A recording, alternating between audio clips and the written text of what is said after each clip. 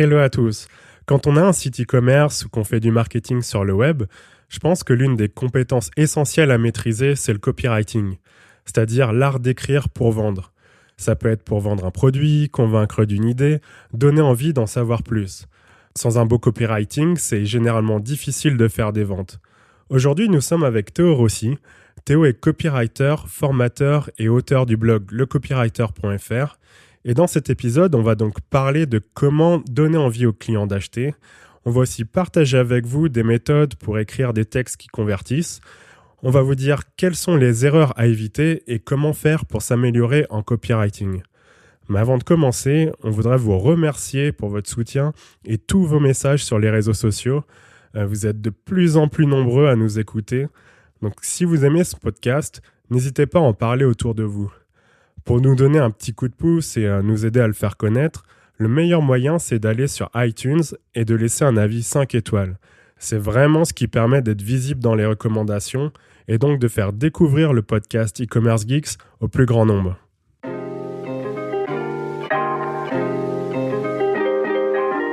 Bonjour et bienvenue sur e-commerce geeks, le podcast des passionnés du e-commerce. Nous sommes Johan Bassinet et Irina Nikou, et nous partageons avec vous des stratégies de croissance e-commerce, des réflexions sur les tendances marketing, des idées pour vous aider à mieux vendre en ligne. Ce podcast sort toutes les semaines, pensez à vous abonner pour ne manquer aucun épisode. Aujourd'hui, nous sommes avec Théo Rossi du blog lecopywriter.fr. Salut Théo. Salut Johan.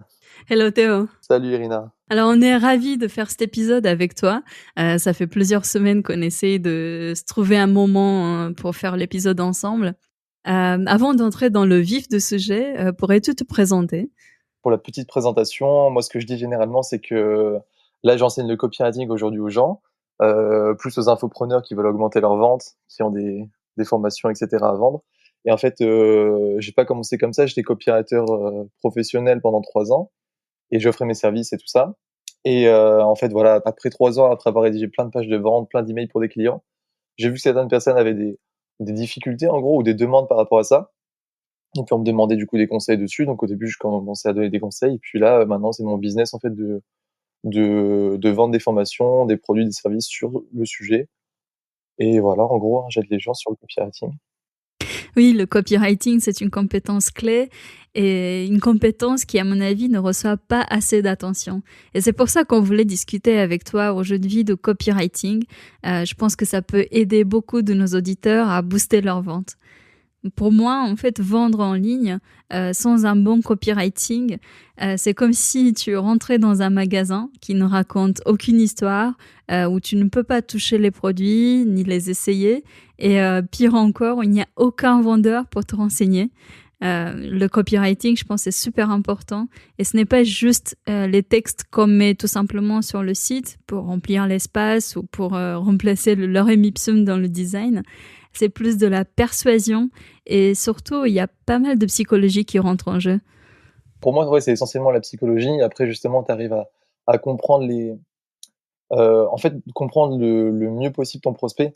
J'aime bien l'exemple que tu as donné avec la boutique. Et c'est vrai que moi aussi, quand j'ai débuté en copywriting, je pensais que c'était, tu vois, que des trucs pour rendre plus sexy les produits, pour arriver à écrire des textes qui captaient mieux l'attention, etc. C'est vrai que c'est une énorme partie du copywriting et c'est souvent que ce que les gens voient. Mais je pense que ça va encore plus au-dessus de ça. C'est carrément si tu rentrais dans une boutique et que tu voulais acheter des vêtements et que ça te vendait du lait. Tu vois, là, c'est totalement différent. Genre en mode, tu vas acheter des vêtements, on t'offre du lait, c'est sûr que tu vas partir. Et en fait, il y a plein de gens, sans se rendre compte, qui font ça sur Internet et qui se demandent pourquoi leur vente décolle pas.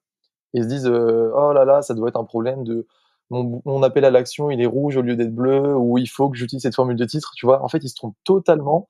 Il faut partir, je pense, sur les principes fondamentaux. Et en fait, c'est la base du copywriting qui est de vraiment comprendre à fond son prospect pour offrir non seulement le meilleur service qui va l'aider, ou le produit, pour qu'en plus, toi, tu fasses plein de ventes, que tu puisses impacter des gens. Et une fois que tu as cette compréhension profonde du prospect, c'est top parce que déjà, tu es sûr de ce que tu vends. Tu vois que ton business tourne bien, il est beau, c'est éthique. Et en plus, après, tu peux justement travailler à partir de cette matière et là, créer d'autres offres produits, les rendre vraiment encore plus sexy justement avec le copywriting, etc., etc. Et c'est là où tu peux arriver à quelque chose d'intéressant.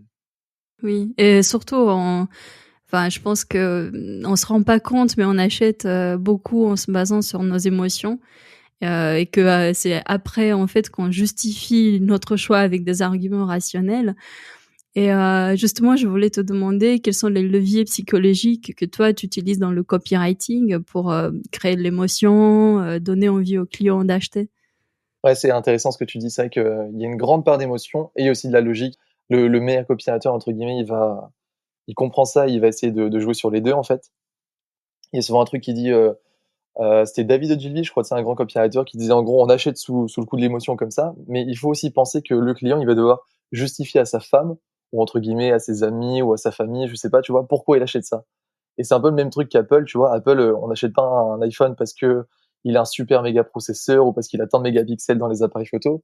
C'est parce que tu vois, ça nous met un coup sur l'émotion. En plus, ils sont très bons sur cette pub, tu vois. C'est toute une identité en fait Apple. Et après, tu justifies. Tu sais, on a tous déjà acheté. Si on t'achète le dernier iPhone ou quoi, tes potes te disent oh t'avais peut-être pas besoin de l'acheter ou quoi. C'est pas très différent. Et toi, tu vas te battre bec et ongle pour dire non non mais attends il a ça en processeur, c'est beaucoup plus rapide, il a l'écran Retina. Enfin, tu sais, tu vas essayer de donner plein de trucs logiques comme ça. Et ça, je trouve que c'est la meilleure définition d'un super bon copywriting, en fait. C'est parce que le copywriter ou l'entreprise donne les éléments à la personne ensuite pour se justifier, tu vois. Et du coup, moi, comment je fais ça, typiquement dans les pages de vente de mes clients, c'est que d'abord, il faut commencer par l'émotion, parce que c'est vraiment la partie la plus importante. Je dis à mes clients que la page de vente ou même les pages de présentation, si on est en e-commerce ou quoi, il faut une partie émotionnelle. Le plus important, en fait, on en revient toujours à comprendre son prospect, c'est de parler des désirs et des frustrations. Donc des désirs, des rêves, des frustrations, des peurs. Et, heu, et voilà, en fait, chaque produit règle un problème, chaque produit permet d'atteindre un objectif ou un meilleur mode de vie. Et il faut comprendre ce que le prospect achète, en fait, quand il achète le produit. Voilà, c'est comme quand on achète un aspirateur. Là, par exemple, je regarde dans mon appartement, j'ai l'aspi à côté, je dois faire le ménage après. Petit aparté, bon bah écoute, si j'achète un aspirateur, c'est pas non plus juste pour les fonctionnalités de l'aspirateur, etc. Mais c'est aussi pour avoir un appart mieux rangé, pour quand j'invite des amis, bah voilà, j'ai pas à avoir honte et au contraire même je suis fier dans mon appartement. Je peux mieux travailler peut-être, tu vois, si c'est un aspirateur destiné aux entrepreneurs ou quoi, tu vois. Donc en fait, il faut comprendre le prospect, lui parler de ses motivations comme ça, pour le produit, et après, justement, tu justifies ça avec de la logique ensuite, pour montrer qu'on n'achète pas du vent non plus, et pour dire, bah voilà, ce que vous allez acheter, bah, si c'est une formation, par exemple, il y a tant de modules dedans. Si c'est un produit pour un e-commerce, bah, on donne les fonctionnalités. Et le petit twist à faire pour que vraiment, on va dire que la page de vente ou la page de présentation soit parfaite, c'est toujours quand on donne les fonctionnalités du produit ou du service, c'est de toujours les rattacher aux bénéfices, tu vois. Donc encore une fois là, on va dire en fait pourquoi on met ces fonctionnalités. Et vraiment la meilleure phrase à se poser, moi c'est celle que je fais tout le temps. La question c'est et pourquoi justement. Et donc quand tu donnes une fonctionnalité, tu te dis et pourquoi. Et là ça va t'obliger en fait à dire bah parce que X, Y ou Z, parce que voilà ça te permet de faire ça. Oui, c'est très important de mettre en avant les bénéfices. Je dirais de se mettre à la place du client, comprendre son problème, ses besoins et vraiment mettre l'accent sur les bénéfices du produit, qu'est-ce que ça lui apporte, plutôt que de simplement vanter son produit avec, des adjectifs, pompeux. En fait, il y a un peu 2 écoles, j'ai l'impression, dans le copywriting. Moi, j'ai fait les 2 en fait. C'est pour ça que maintenant, j'en parle autant. Parce qu'avant, j'étais, ce genre de personne à découvrir le copywriting par les vieux livres et cetera, de copywriting, Eugene Schwartz, Gary Albert et cetera, s'il y a des noms qui reviennent aux gens. Et je trouvais ça fascinant, mais je suis tombé dans ce monde du copywriting, américain, en fait, où, pas les vieux auteurs disaient ça, mais les nouveaux, en fait, enfin, il y a des auteurs américains, tout ça, qui disent que, voilà, il faut un peu y aller, fort sur la vente, il faut pas avoir peur de vendre, il faut utiliser peut-être des superlatifs, des trucs comme ça, et au final, tu as une page de vente qui ressemble un peu à tous les autres et tout le monde se bat au niveau des bénéfices, tu sais, à enchaîner. Par exemple, tu le vois très bien dans la thématique du fitness ou de la perte de poids, les gens vont dire, perdez 10 kilos en une semaine, l'autre il va voir ça, il va dire ah bon bah perdez 10 kilos en une semaine sans faire d'effort, l'autre va dire bah moi c'est 30 kilos en 30 jours, enfin tu vois en 3 jours, c'est n'importe quoi après. Et donc en fait tu as soit cette approche où tu vas bah, empiler les bénéfices etc. ou à la fin ça peut devenir risible et faire du mal à ton business et te faire perdre la confiance des lecteurs, ou alors te dire ok je fais pas comme les autres, je prends vraiment un pas de recul, mon travail ça va être d'être l'enquêteur le plus précis de mes lecteurs, et tu prends vraiment le temps de comprendre leurs vraies obsessions, leurs vrais problèmes, leurs vrais désirs. En fait, tu te rends compte qu'ils n'ont pas forcément envie d'un truc énorme, mais d'un truc concret, d'un truc qui les aide vraiment eux. Et en fait, c'est tout un travail de pertinence. Celui qui arrive à être le plus pertinent, celui qui arrive à montrer qu'il connaît le mieux son prospect dans la page de vente, dans la page de présentation, c'est celui qui gagne. Ouais, connaître le prospect, c'est vraiment la base. Et il y a aussi énormément, tu sais, de techniques de copywriting. Il y en a dans les livres, il y a plein d'articles qu'on peut trouver. Enfin, c'est énorme. Et on peut facilement se perdre dans toutes ces techniques. D'ailleurs, je pense la plus utilisée, c'est AIDA. Tu sais, attention, intérêt, désir, action. Donc, capter l'attention, susciter l'intérêt, créer le désir et ensuite inciter à l'action. Mais pour toi, quelles sont les grandes méthodes ou formules de copywriting que tu aimes utiliser pour donner envie aux clients d'acheter? Ouais, c'est intéressant ce que tu dis. C'est vrai qu'à un moment, j'étais à fond dans ces méthodes. Justement, j'avais sauvegardé un article où il y avait qui répertoriait les 40 méthodes, je crois, tu vois? Enfin, vraiment, il y avait tout et j'en essayais un peu la plupart, quand j'étais copywriter pro. Donc c'est ça que j'ai bien aimé avec mon métier, c'est que ça m'a permis d'utiliser un peu plein de choses et au final, on en revient toujours à la même chose. Peu importe la formule que tu utilises, il faut être à l'aise, en fait. Il faut juste comprendre que tu dois parler des bénéfices et des frustrations, enfin des désirs et des frustrations au tout début, quoi. C'est de ce que j'ai testé, c'est ce qui marche le mieux et après on peut le faire avec n'importe quelle, formule. AIDA est très bonne, parce qu'au final, c'est un peu ce que je fais, sans mettre, des initiales comme ça dessus, c'est ce que je fais dans mes pages de vente, parce que voilà, le titre accroche l'attention et ensuite c'est tout un truc d'éveiller l'intérêt et de susciter le désir. C'est très, très important de susciter le désir avant de présenter le produit, parce que il y a quelque chose de naturel, en fait, qui va se faire, c'est que plus on va montrer à notre prospect qu'on connaît son problème ou qu'on voit ce qu'il a vraiment envie d'atteindre, plus il va se dire: «OK, cette personne me connaît exactement, c'est exactement ça que je veux» et du coup, elle va penser automatiquement, qu'on est la personne la plus qualifiée pour l'aider, en fait et quand on présente la solution, bah, là, du coup, tout se fait naturellement et elle a envie de travailler avec nous, d'acheter ce qu'on vend. Donc AIDA, c'est super. Il y a PAS aussi, le truc de problème agité et de donner la solution. Donc au final, tu vois, c'est un peu la même chose, sauf que c'est plus mis dans les frustrations et les problèmes, PAS, parce que voilà, on dit le problème, on va un peu l'agiter sans, vraiment, faire culpabiliser notre prospect, mais en lui montrant qu'on connaît les problèmes qu'il vit aujourd'hui, en donnant des exemples précis de sa vie quotidienne et cetera et cetera. Mais j'aime bien cette formule, mais elle manque justement après de l'éclairage, tu vois, de parler après des désirs. Et je trouve que c'est bien de finir sur une note positive. Et moi, ce que je fais dans mes pages de vente, c'est typiquement par exemple, un exemple que je prends souvent, c'était un de mes premiers clients, Laurent, qui est passé de 2 500 à 4 000 € par mois, très simplement comme ça, en changeant surtout l'intro de la page de vente. Et Laurent, il vendait des programmes de perte de poids, en fait, ciblés pour les hommes. Et sa page de vente, elle allait un peu dans tous les sens, et cetera. Je l'ai vraiment recalibré sur l'intro pour dire, voilà, les frustrations au début, en comprenant bien ses prospects, c'était que, bah, voilà, il se sentait pas très bien quand il se regardait dans le miroir. Il voulait perdre du poids, ça c'était les trucs basiques, mais au-delà de ça, il disait des choses comme: «Quand je sors dans la rue, je me sens plus trop, viril. J'ai l'impression qu'on me regarde.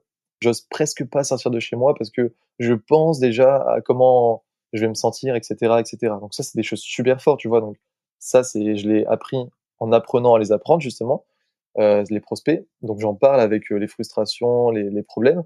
Mais si je disais que ça, ce serait un peu une image, très négative, tu vois? Donc après je fais les montagnes russes à l'inverse et je dis: «Mais imaginez qu'il y ait une autre solution, imaginez que vous pouviez, voilà, perdre ce poids, imaginez comment vous serez fiers de vous, le regard de votre entourage qui changerait» et cetera et cetera. Et donc là, les gens sont comme des fous parce que c'est totalement ce qu'ils ont envie et là, après, tu présentes la solution et ce qui est énorme, c'est que tu as pas à la présenter en disant: «C'est un programme excellent, il a été vu dans tous les magazines du monde, blabla». Non, tu dis juste: «C'est un truc qui a fait ses preuves, c'est concret, c'est applicable.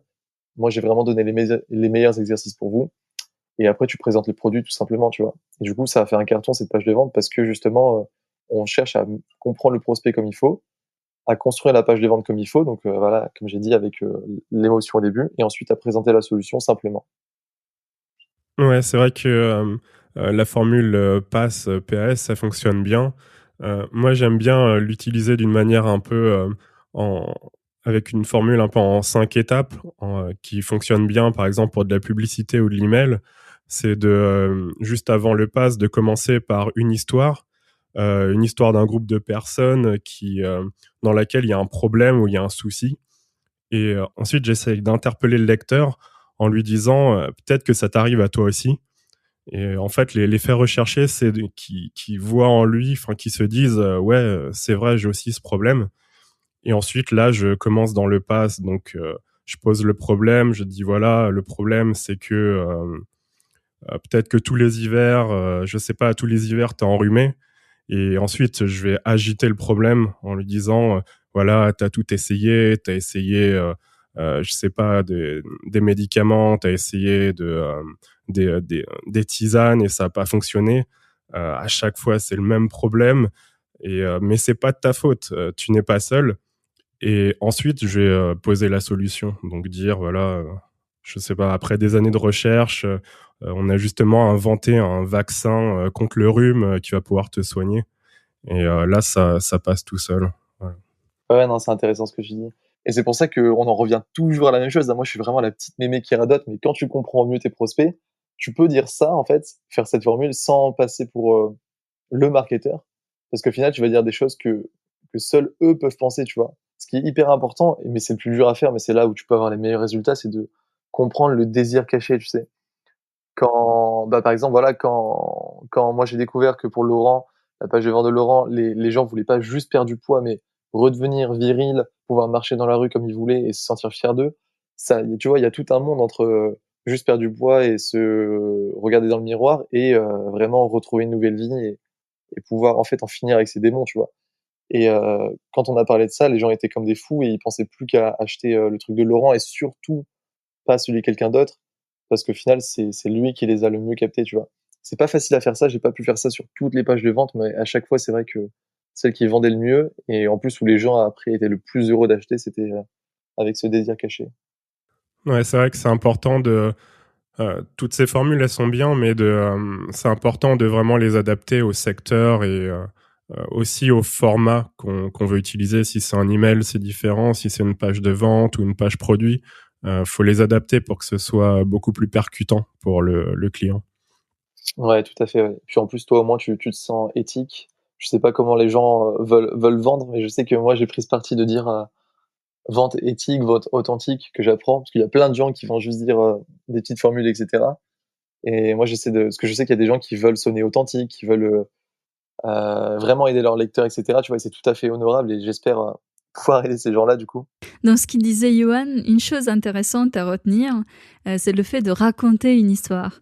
On le voit dans l'e-commerce, à chaque fois qu'on raconte une histoire, que ça soit le témoignage d'un client ou l'histoire personnelle de fondateur ou de la fondatrice de la marque, ça génère beaucoup d'engagement et ça a un impact positif sur les ventes. Je lisais d'ailleurs une étude d'Harvard et c'est très intéressant ce qu'il disait, c'est qu'en fait nos souvenirs, on les transforme en histoire. Donc notre cerveau est en fait calibré pour retenir les contes, les histoires. Et toi, comment tu utilises le storytelling? Et les histoires, ouais, c'est excellent, ouais. En fait, c'est le meilleur des 2 mondes parce qu'au final, pourquoi une histoire ça marche si bien, si elle est bien racontée, c'est parce que on comprend facilement ce que la personne veut nous dire, parce que comme tu as dit, on est calibré comme ça, en fait. C'est simple de comprendre, de s'identifier à une histoire.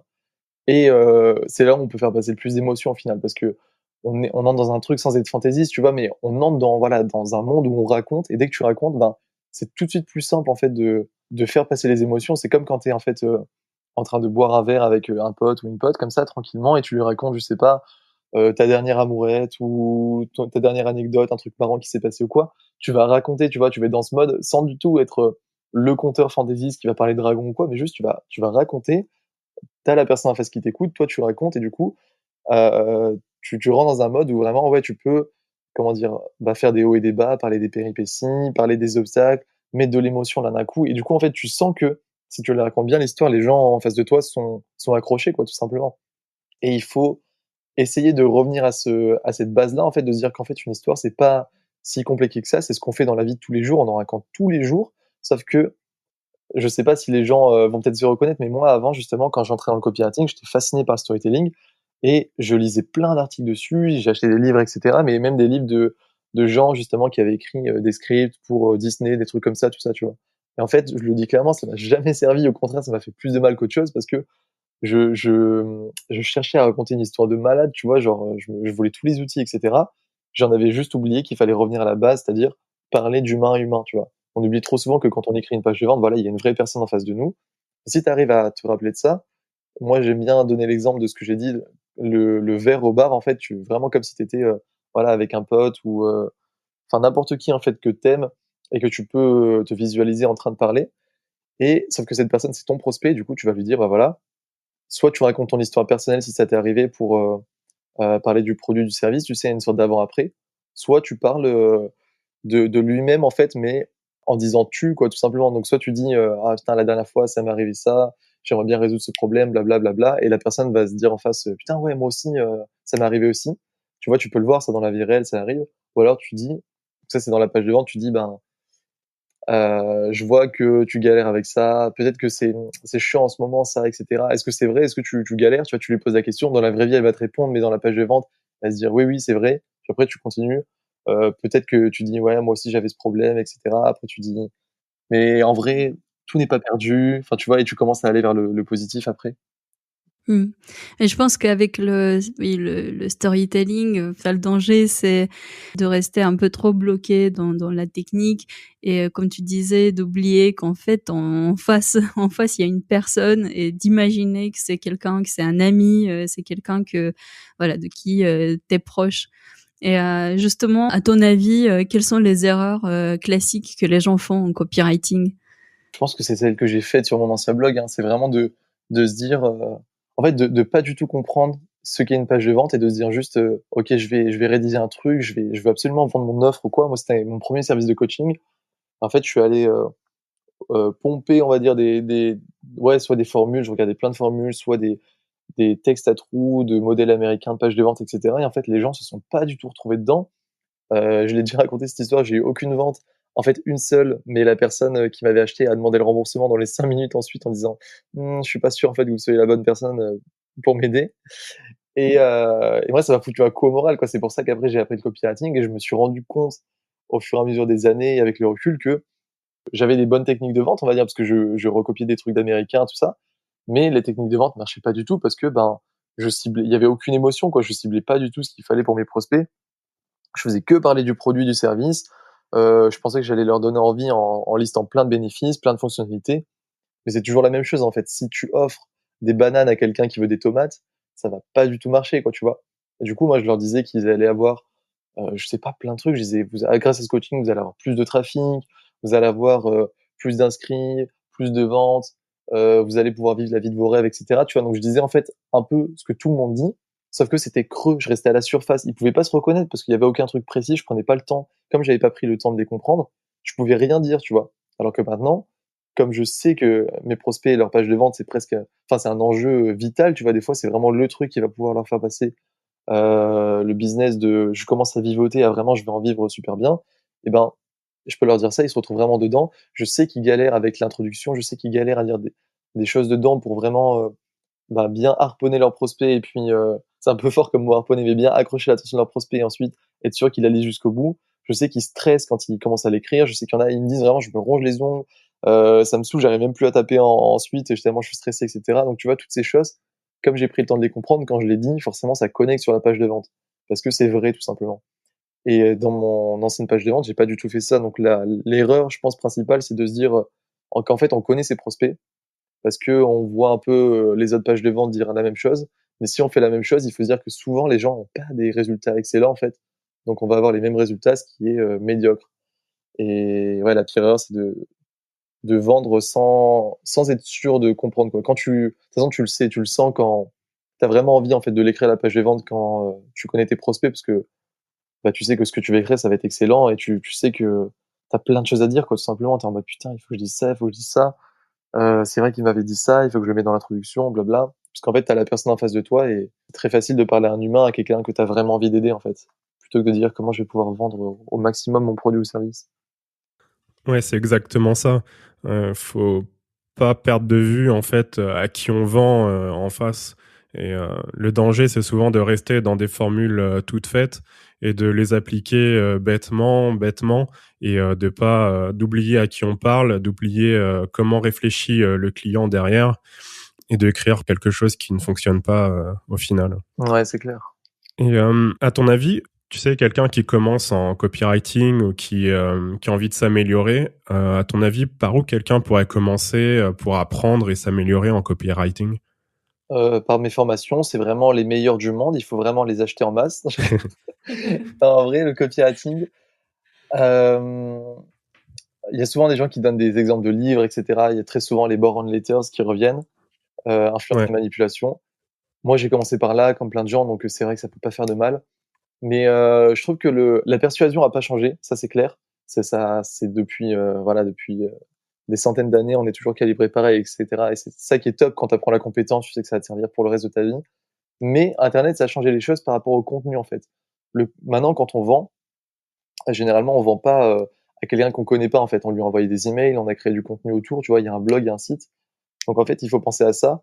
Il faut penser qu'on rédige pas, des pages de vente comme les marketeurs américains dans les années 80 où c'était en noir et blanc, ils avaient pas d'image. C'était, quelqu'un qui tournait la page et qui voyait d'un coup la pub. Donc là, il fallait mettre le paquet sur l'attention, il fallait utiliser des superlatifs parfois et cetera, tu vois?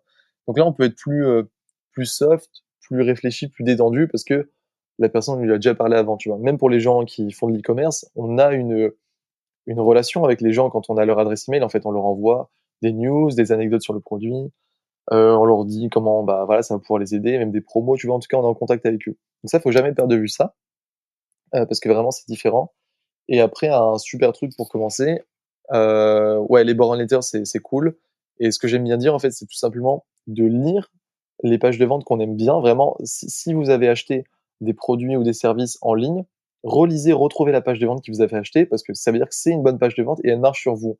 En fait, si ça va marcher sur vous, vous allez plus facilement apprendre ce type de copywriting, c'est-à-dire que c'est un type de copywriting qui vous plaît et que vous allez pouvoir retranscrire. Moi, je sais que j'adore, par exemple, Ramit Sethi, c'est un entrepreneur américain et le mec, voilà, pour moi, c'est vraiment le meilleur copywriter actuel. Il fait des longues pages de vente super complètes, mais super éthiques, tu vois?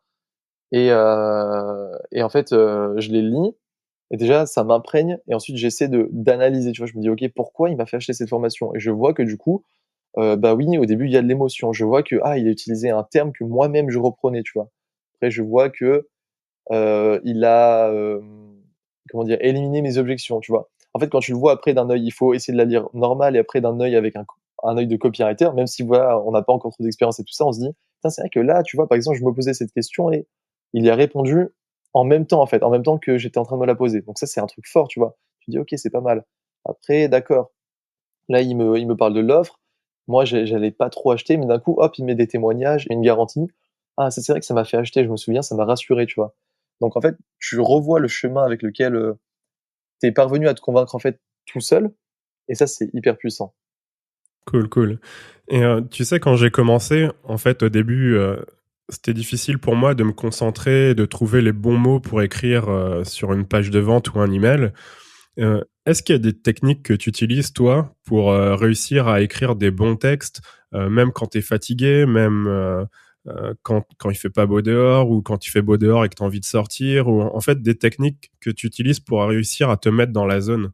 Ouais, il y a 2 trucs. Il y a un truc, on va dire au niveau mental et au niveau, vraiment technique. C'est, bah, le mental tout simplement, si tu es vraiment pas dans le truc, si tu sens que c'est vraiment pas une journée, bonne, tu abandonnes et tu reviens demain, tu vois? Mais juste, tu laisses pas une semaine passer, mais tu reviens demain. Des fois, il y a, voilà, des jours vraiment sans, hein, il faut pas forcer parce que c'est important, on va parler à quelqu'un de réel, tu vois? Donc ça sert à rien. Sinon, tout simplement, moi vraiment quand je sens que je suis pas dans le mood, mais que j'ai quand même envie de travailler et cetera, je fais, comme j'ai dit dans une vidéo il y a pas longtemps, je sors, je cours, je prends une douche froide, je médite. Enfin, je fais vraiment un truc pour casser le cycle dans lequel je suis, tu vois? Et c'est tout con, hein, mais une fois que tu fais ça, une fois que tu as couru, une fois que tu as bien respiré, une fois que tu as pris une douche froide, enfin un truc comme ça te change totalement les idées et là tu te dis, «Bon allez, je m'y mets vraiment». Donc c'est un truc tout con, mais ça vraiment c'est un avant-après et sinon je vais radoter, mais c'est le fait de quand tu connais ton prospect, pour moi, c'est plus un défi, en fait, de réussir une page de vente et je suis content parce que les gens commencent à me le dire avec mes formations, parce que je dis vraiment ça dedans, mais c'est que, en fait, ça devient un jeu quand tu connais ton prospect parce que tu as trop envie de la rédiger, tout simplement parce que tu as plein d'infos, quoi. Tu es comme un gamin, c'est vraiment le soir de Noël, on t'a mis les cadeaux au pied du sapin et les cadeaux, c'est quoi? C'est toutes les émotions de ton prospect, toutes les phrases qu'il utilise et cetera et tu es comme un fou, quoi. Tu te dis: «Mais attends, mais c'est trop simple, en fait, maintenant j'ai juste à faire le perroquet» et à bien les remettre, les expressions. Et je te donne un exemple, là, je prenais plus de clients en copywriting depuis, parce que je me concentrais sur mon business. Et là, j'en ai repris 2 parce que ça me manquait et parce que justement là, j'ai un client qui vend c'est encore dans la perte de poids, des régimes, mais pour les femmes cette fois. Et bah, voilà, moi je suis pas une femme, j'y connais rien, j'ai jamais vendu, ce genre de truc et je suis en train de rédiger des emails qui, je suis sûr, vont être top parce que je les rédige facilement, tout simplement parce que le mec a pris le temps de comprendre ses prospects. Il m'a envoyé un document où il y a tout, tu vois. Je sais exactement leurs désirs, leurs frustrations, ce qui les bloque, leurs ennemis, ce qui est important pour eux, ce qu'ils pensent le matin, etc. Et du coup, c'est trop simple pour moi de rédiger ça. Et donc, ça en devient un jeu carrément. Et c'est peut-être pas la réponse que les auditeurs attendaient. Ils attendaient une formule magique, tout ça, mais encore une fois, il y en a pas. Mais par contre, un truc vraiment magique, ouais, qui fait le avant-après, c'est ben voilà, essayez vraiment, prenez le téléphone, appelez vos prospects, envoyez des sondages, rien que parler par email avec eux, tout ça, échanger. Et puis après, ouais, dites-leur: «Est-ce que ça te dérange qu'on parle 15 minutes? Moi, je peux t'aider sur un sujet et je te pose quelques questions». Enfin, ce genre de trucs. Les gens, quand ils le font, ils pensent pas en fait à l'impact que ça va avoir, mais ça va changer complètement la façon dont ils vont voir les choses parce que déjà, tu as une vraie personne et tu te dis: «Ah mais voilà, c'est elle que je dois aider en fait». Et puis, bah, tu as vraiment plein de choses à dire et c'est très simple en fait quand ça devient plus réel quoi, tout simplement. Oui, c'est un peu ce qu'on fait aussi avec, les e-commerçants qu'on accompagne. C'est vraiment l'étape, la plus importante, c'est de comprendre qui sont les clients, quels sont leurs besoins, quels sont leurs désirs, qu'est-ce qu'ils pensent du produit. En fait, c'est cette étape de recherche, comme tu disais aussi, d'aller, faire des sondages, les contacter, par email, parler avec eux au téléphone peut-être. D'avoir leur avis et même, voir noter, des expressions qu'ils utilisent parce qu'ils ont peut-être une façon de voir le produit différente de ce que nous ou enfin en tant qu'entrepreneur ou qu'en tant que marketeur on peut avoir. C'est ça, ouais. Et si je peux faire une toute petite anecdote, par exemple, même moi qui suis censé être, un copywriter pro d'avant et cetera, je fais toujours des sondages. J'en ai fait un il y a pas plus tard que 2 semaines et j'ai carrément offert 300 € sur mes formations en coupon de réduction. J'ai envoyé ça à ma liste de clients, tu vois? À ceux qui répondent au sondage parce que c'était 25 questions complètes et pour moi, c'est si important que j'en offre 300 €, tu vois? Je dis: «Si vous arrivez à la fin du sondage, voilà, vous avez vraiment 300 € offerts sur, toutes mes formations». Et je fais ça parce que c'est hyper important, quoi, tu vois? Même si je connais déjà mes prospects, même si ça vend, même si je sais que mes pages de vente sont bonnes, je peux toujours apprendre des choses et là, je suis comme un fou parce que j'ai encore des nouvelles infos et du coup, voilà, on en revient toujours à la phrase de: «Celui qui comprend le mieux son prospect gagne», ouais. Oui, c'est important, enfin ça aide toujours de donner quelque chose en retour, pourquoi pas, enfin dans l'e-commerce, ça peut être un bon d'achat ou des points de fidélité, mais de vraiment, faire une démarche pour essayer d'avoir l'avis des clients, d'avoir leur ressenti par rapport au produit.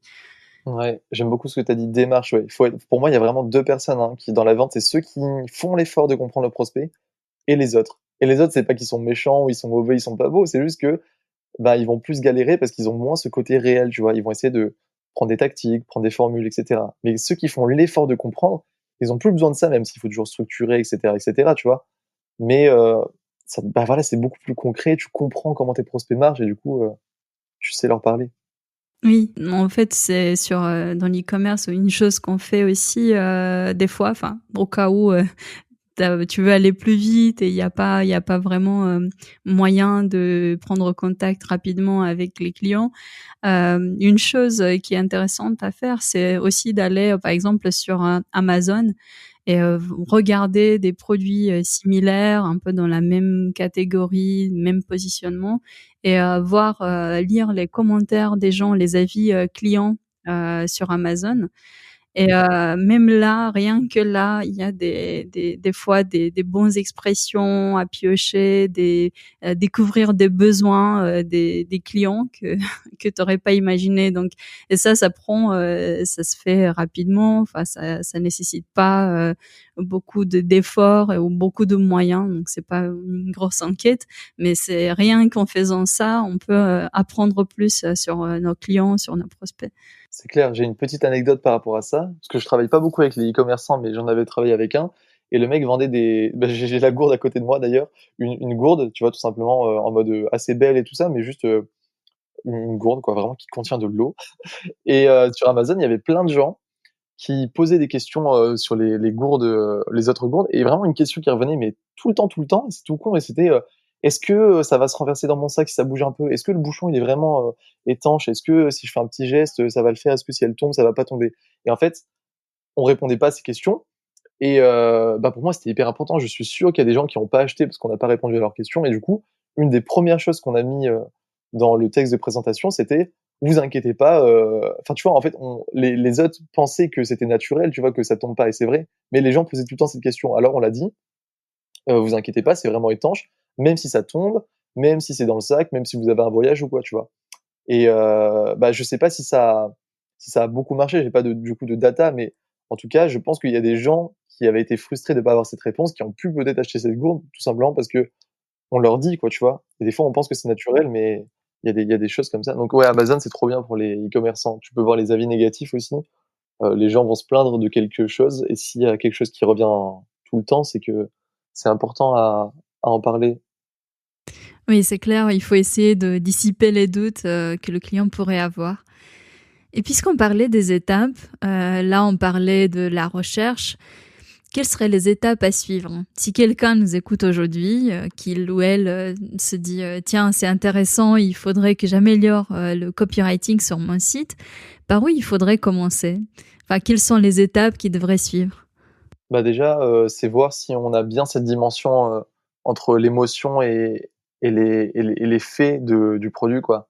Parce que tous les produits et les services règlent un problème ou permettent d'avoir une meilleure vie ou un truc comme ça, vraiment tous, tu vois. Même il y a des gens, des artistes qui me demandent comment je fais, moi, tu vois, pour parler de l'émotion, etc. Mais un tableau, tu l'achètes pour faire ressentir des choses aux autres, pour quand des invités viennent chez toi, pour qu'ils se disent waouh, c'est énorme, peut-être pour ton statut social, tu vois, quand les gens viennent se dire ah ok, lui s'intéresse un peu à l'art, tu vois, il y a plein de choses comme ça, c'est des désirs cachés que les gens osent pas forcément dire, mais c'est pour ça que tu vois qu'il y a des gens qui achètent un tableau. Donc même un truc qui peut paraître aussi abstrait que l'art, ça règle un problème ou ça te permet d'avoir une meilleure vie. Donc il faut jamais oublier ce côté en fait de à quoi sert vraiment ton produit ou ton service, et donc parler de ces choses dans l'émotion, en fait, tu vois.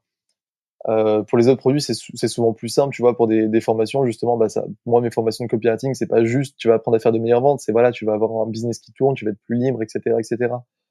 Même pour un livre, ça va te permettre de t'évader, ou tu vas pouvoir être bien à la plage quand tu le lis, ou après, tu vas pouvoir développer ton imagination. Enfin, tu vois, il y a plein de choses comme ça. Donc, toujours voir, en fait, relire ces pages de vente ou ces pages de présentation et voir si on parle bien de ce côté émotionnel. Et ensuite, bah ouais, positionner le produit comme pas le meilleur produit pour essayer de donner toutes les fonctionnalités, tout ça. Pas penser en fait à comment on peut acheter, comment faire pour que nos prospects achètent le plus le produit, mais comment faire pour leur montrer que c'est la meilleure solution à leur problème. Il faut vraiment se placer comme quelqu'un qui veut aider le maximum. Et c'est vrai que j'ai mis longtemps à le comprendre, mais maintenant que je fais ça, ça vend beaucoup mieux parce que je me mets dans une position où je veux vraiment les aider un max. Et bah, je parle plus de mon produit et de mon service comme le truc de fou, mais comme le truc qui va vous changer votre vie parce que ça va régler tel problème. Parce que ce truc que t'arrives pas à faire aujourd'hui, ben, moi, j'ai la solution parce que vraiment, j'ai pris le temps de te comprendre et du coup, on a bossé sur ça, sur cette solution. Ça va te permettre de faire ça, ça, ça, tu vois. Bah, super, merci Théo pour ton temps et ce partage d'expérience. Pour ceux qui nous écoutent, sur quel site ou réseaux sociaux on peut en savoir plus sur toi et pour te suivre? Sur lecopywriter.fr/les-coulisses, parce que, bah, au pire, hein, s'il y a le lien, ils cliqueront juste dessus. C'est tout simplement mon lien où les gens peuvent en fait me suivre. C'est le truc où j'envoie un email par jour, tous les matins à 8h50, où justement je leur apprends ben, à faire plus de ventes. Je leur montre des études de cas, tu vois, des avant-après, tout ça, avec mes pages de vente, moi, quand j'étais copywriter. Et à faire ouais, plus de ventes et de manière plus éthique, tout ça. Vraiment, moi, j'ai cette démarche de bien comprendre le prospect. De toute façon, une fois compris, j'ai radoté à fond. Et puis, bah voilà, pour que ça vende et que les gens soient contents d'acheter, etc., quoi. Que tout le monde soit content. Que de l'amour. Super, bah, on mettra bien sûr tous ces liens dans la description de l'épisode. Bah, merci encore, merci à toi Théo, et à très vite. Merci Johan, merci Irina. Merci Théo. Salut. Si vous avez aimé ce podcast, vous pouvez nous aider à le faire connaître. Le meilleur moyen pour ça, c'est de faire 2 choses toutes simples. Vous abonner et laisser un avis 5 étoiles sur iTunes. C'est vraiment ce qui va nous permettre d'être visible dans les recommandations d'iTunes et donc de faire découvrir le podcast e-commerce geeks à de nouvelles personnes. Merci d'avoir passé ce moment avec nous. À très vite.